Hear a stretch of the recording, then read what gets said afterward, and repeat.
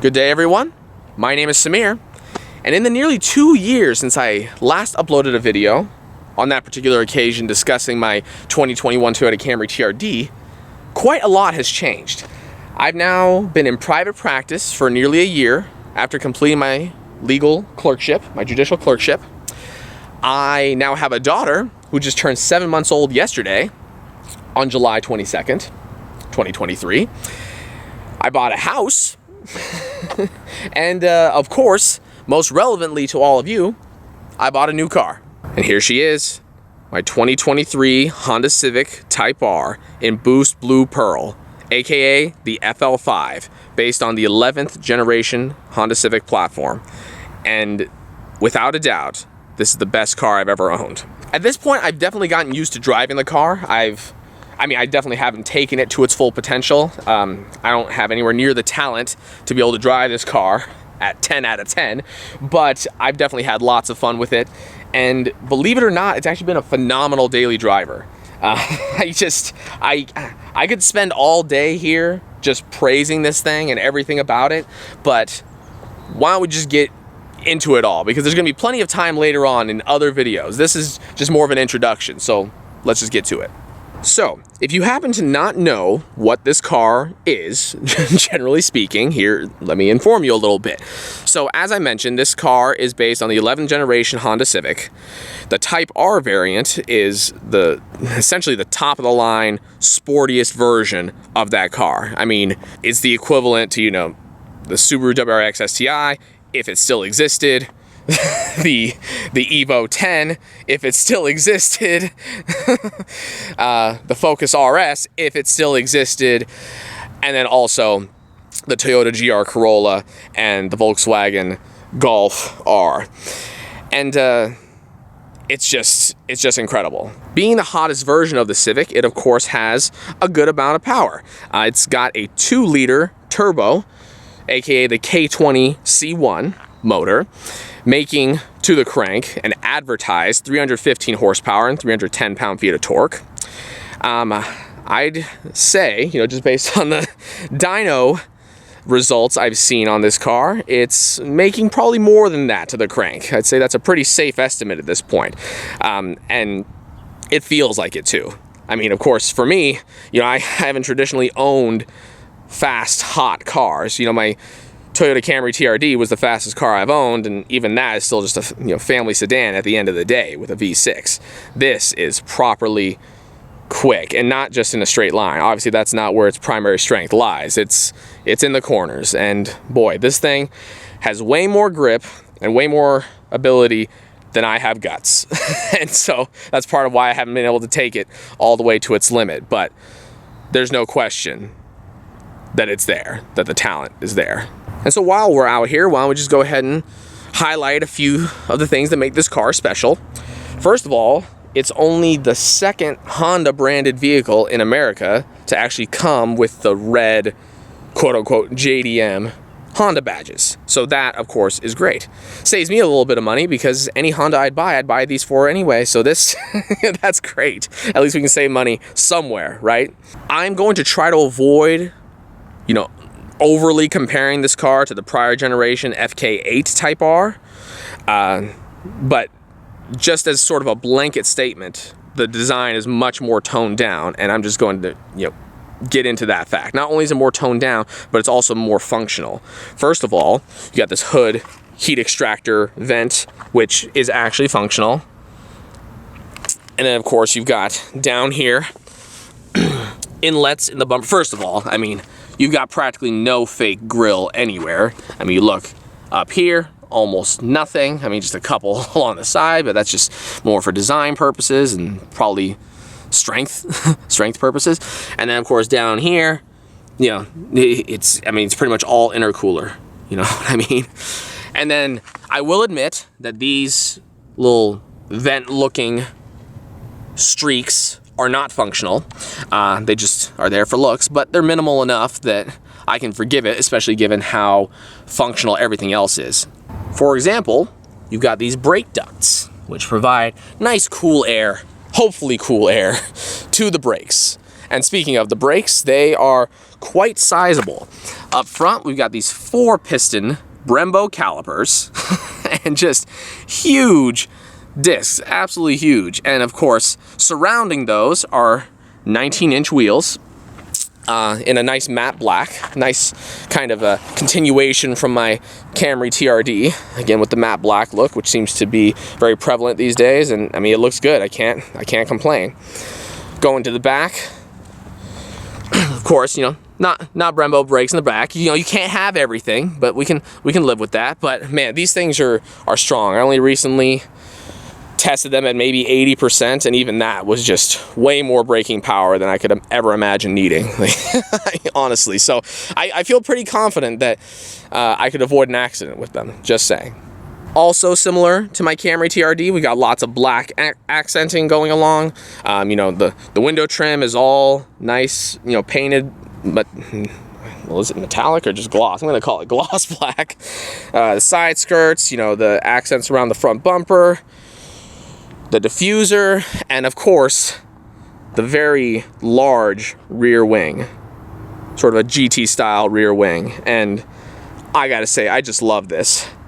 There was definitely a time where I preferred wings like the FK8's wing, where it's, you know, its color matches the body, and it's less of, you know, a GT style and more of an integrated wing. But I don't know, this wing just changed my mind on that. This and a few other cars, and I just love it. It's, you know, obviously probably the most aggressive part of the car, but it's still relatively tame. I mean, I've already seen a couple of people put, you know, APR wings on the Type R, on the new Type R, I should say, on the FL5, and that, I mean, it's huge in comparison. This is like a baby spoiler compared to that thing. And speaking of aero, we've got the fender vents, which hopefully you can see here are functional and, you know, quite aggressive. In fact, that really just shows off how wide the car is in general. I mean, you can see here how wide the front fender is. I mean, you'd imagine that the standard Civic is kind of, you know, if we look at it from this angle, just a straight line from there. Maybe goes out a little bit at the wheel, but that's just insane. These tires are 265 millimeters wide, so definitely needed that additional space. And speaking of width, why don't we go ahead and take a look at the rear? It is something else. This is another area where I have to compare to the FK8 though, because I will say, although I love the FK8, I'm definitely not an FK8 hater. The one thing I didn't care for much about it had to do with the rear fender flares. It essentially had, like, I think it was plastic, it might have been fiberglass, I'm not sure exactly what it was made of, but it was essentially the stock Civic quarter panel with just tacked on bit of bodywork. And it was the worst looking part of the car for me. At least the cheapest looking part. Well, that and maybe the fake vents, I don't know. But either way, this has this nice, you know, flowing, wide body look, and I really appreciate that. Speaking of aggressive on the car, we've got the diffuser to show off here, which is, you know, very, in some ways, similar to what I had on the TRD, similar in design. But what I didn't have on the TRD was this triple outlet exhaust, which is just so nice, particularly because it has a built-in valve. So that when you're in comfort mode, say, it does, I don't know if it opens up at all or if it opens up just a little bit. I don't know exactly, you know, how it works, so I'm completely honest with you, but it's just significantly quieter. You don't hear very much. There's from the car. It's just nice and cool and calm. You go all the way up to plus R mode, say, and I mean, I wouldn't say it screams per se. I mean, that's what aftermarket exhaust is for, but you definitely notice it. You definitely hear it, and it sounds really nice and super tasteful. One thing about this car that's another first for me is the fact that it's a hatchback. And I've never owned a hatchback before outside of, you know, my wife's Mazda 2, which we have sold off, by the way. So that thing is gone. But I figured while we're here, might as well show off the hatch. Although you might notice there's a bit of sugar in here because I just did a grocery pickup yesterday. And, you know, again, you know, how many decades has sugar been sold in that cheap, you know, paper, which always leaks a little bit of sugar? It's like, You think I would have learned by now to, put it in a separate bag, but whatever. It's no big deal. Here we are, in the hatch. I just wanted to point one thing out because it really bothers me.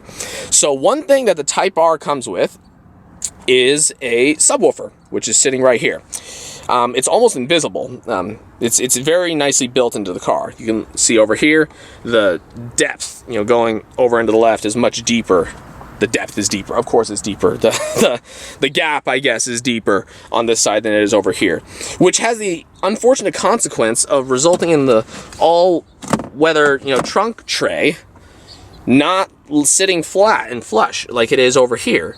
Now, one thing I've definitely considered is going in and maybe cutting right here so that it would end up flush, but obviously I don't. I mean, anything that's Type R branded, it's almost just given the history of the brand, of the mark, it's almost certainly going to be worth something someday, and so I don't want to go ahead and destroy OEM parts like that. So yeah, I just wanted to point that out. It's just sort of lazy design. I mean, and essentially what I believe happened here is they probably just took the standard Civic trunk tray, glued on Type R, and then called it a day. But as far as complaints go, that's pretty much all I've got. Now let's move on to the interior, and actually I'm going to start at the rear because it's just less interesting. So why not build up a little bit, huh? So here we go. Here's the interior, and yes, I most certainly do transport my daughter in my Type R. As I said, it's a phenomenal daily, and believe it or not, it's a great family car, even if it doesn't have a middle seat, which is just weird, but it was to be expected. We knew that was coming.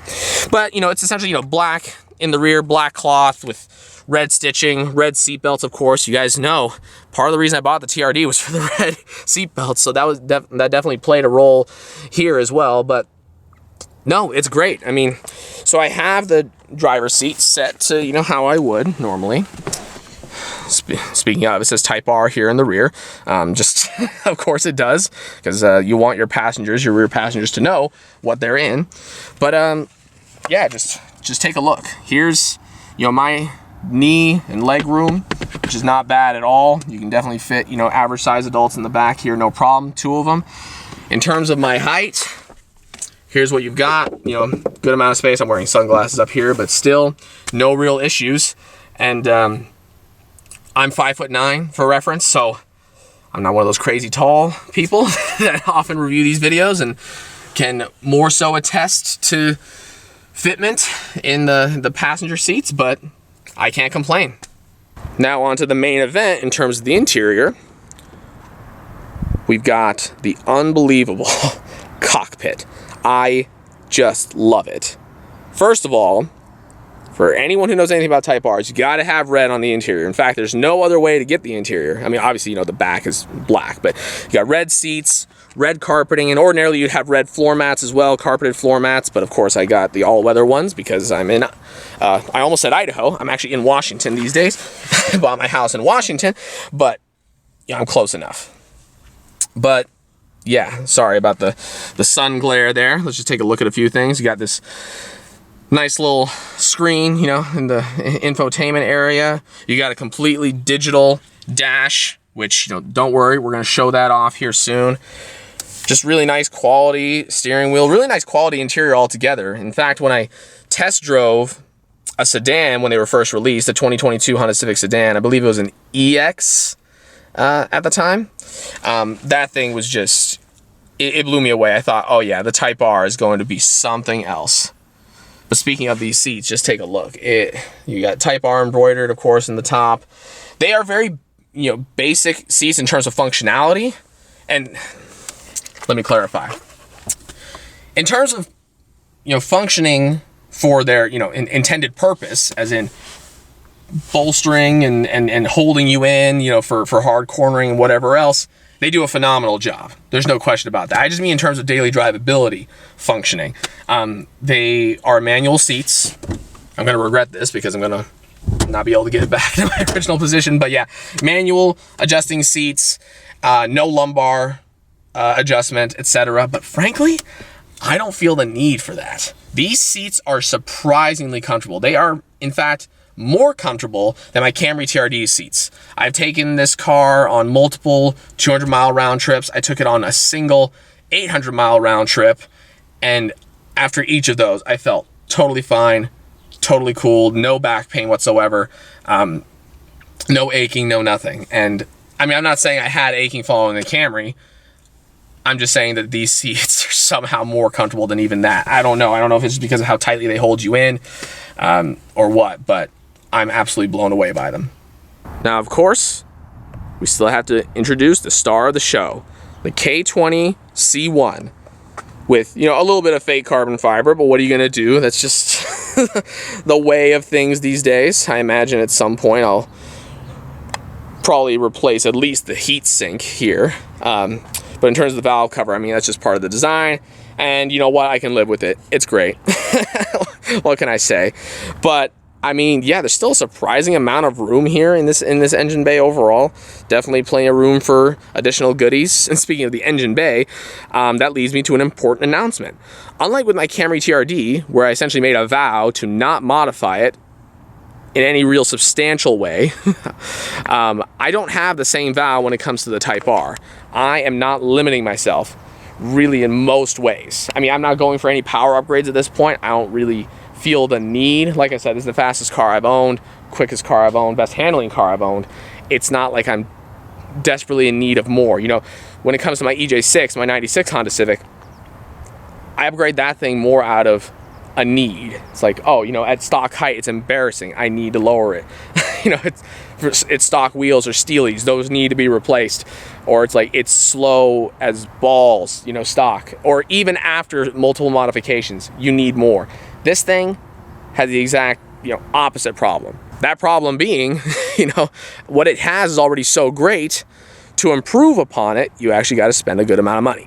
So that's, in a way, the opposite problem, as I was saying. But man, I cannot say enough good about this car, and believe me, we're going to have more opportunities to go over those things in subsequent videos. For now, I just kind of wanted to show it off a little bit, show you what we got in future vids.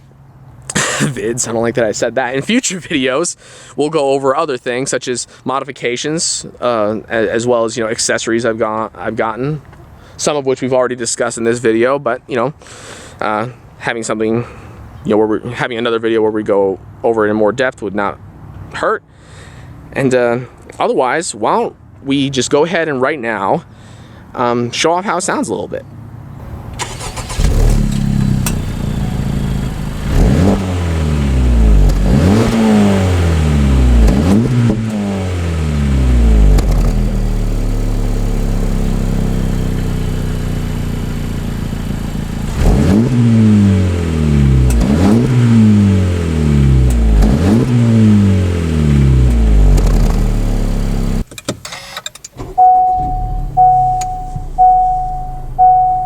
Guys, here we are. This is what comfort mode looks like, and here's what plus R mode looks like. Yeah, that is cool.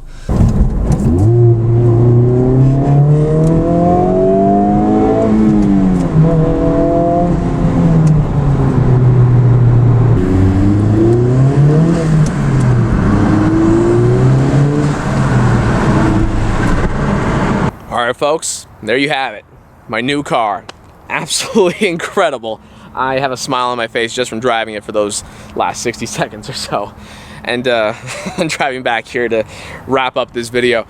Oh man, it's something else. But one thing I sort of alluded to at the beginning of this video was because of how many changes have occurred in my life over the last, you know, year and a half, mostly over the last year.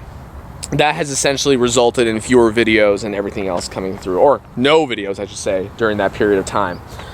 We are committed to changing that. This is me telling you all, officially, we plan on creating much more content than we have, you know, before. And I'm not talking, you know, daily or weekly or anything like that. I just mean more good, consistent content. And you know, all of us are, you know, playing a role in the background to ensure that that happens. We're all fully committed to doing it. And, you know, especially, you know, getting the Type R was a big motivator for me. But obviously, you know, when I purchased it, my daughter was only a month old. And at that time, holy smokes, I was so busy, I couldn't believe it. And so, you know, I hope you can all cut me some slack on that side of things. But, we plan on being a heck of a lot more active on here as well as on our Instagram page. So come along with us on this next chapter of our journey and stay tuned for the next video, which will be coming sooner than you think. Have a wonderful day. Oh, someone's hiking out here, apparently. Gotta watch out for that. If I get killed, it might be that person out there. Right there. We'll see what happens.